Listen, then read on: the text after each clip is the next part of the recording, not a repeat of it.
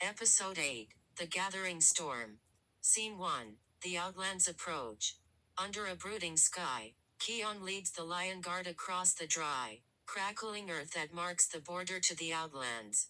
Dust swirls at their paws as they move cautiously through the rugged terrain. Every shadow feels heavier, every sound, unnerving. Kyan's stance is firm, yet there's a visible weight in his eyes that didn't exist before fatherhood.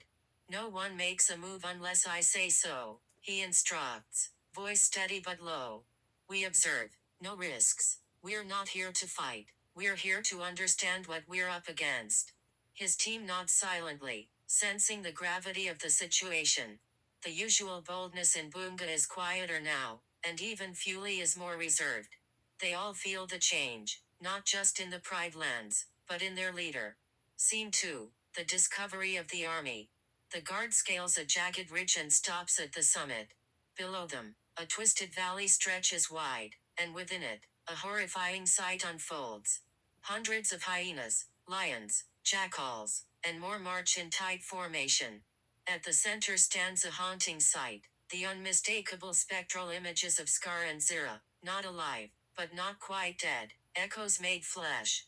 Dark magic pulses through the air, reanimating loyalty long buried. Keon stares down in disbelief. They've rebuilt and more. His jaw clenches. The scars on his face seem to burn. The wind howls, echoing with the distant chants of a rising army. The guard is stunned. We can't face this alone, Fuley whispers. Kyan's silence is answer enough. After a moment, he turns sharply. We leave, now. Scene 3 The Retreat. The journey back is swift and silent. Keon leads with urgency, but his mind is elsewhere.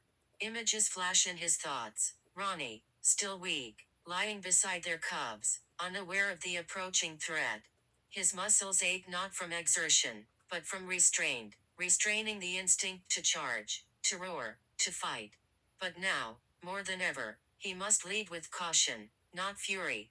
As Pride Rock appears in the distance, a sliver of moonlight glints off Kyan's mane. He doesn't slow. Scene 4 Reporting to Simba. Inside the council chamber beneath Pride Rock, Simba, Nala, and several Pride leaders gather.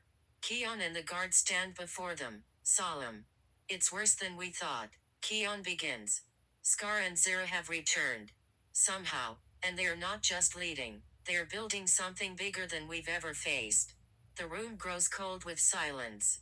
Simba listens, his eyes narrowing with each detail. Nala's brow furrows in concern. We don't know how they've come back, Keon adds. But it's not just resurrection. It's something darker, something old. Simba nods gravely, then gestures for Kiara to join them. We need to talk, in private. Scene 5 Simba's advice. Inside a quiet chamber, Simba faces Keon and Kiara. His gaze is distant, filled with memories of battles fought and burdens carried. Leadership is more than roaring from a throne. It's sacrifice. It's knowing when to fight, and when to wait. I wasn't ready when Mufasa died. I had to learn through pain and loss. You too, you're still learning. But you have something I didn't. Each other. Simba pauses, then places a paw on Kyan's shoulder. No one is born ready to lead. You become ready by facing what scares you most. But remember, courage isn't just in battle, it's in staying when your heart demands it. Keon lowers his eyes, the words sinking deep. Scene 6 Sibling Bond. Later, Keon and Kiara sit outside, watching the stars rise above the savannah. The quiet night is comforting, yet tense. You okay? Kiara asks softly. No, Keon admits, but I will be. Kiara leans into him.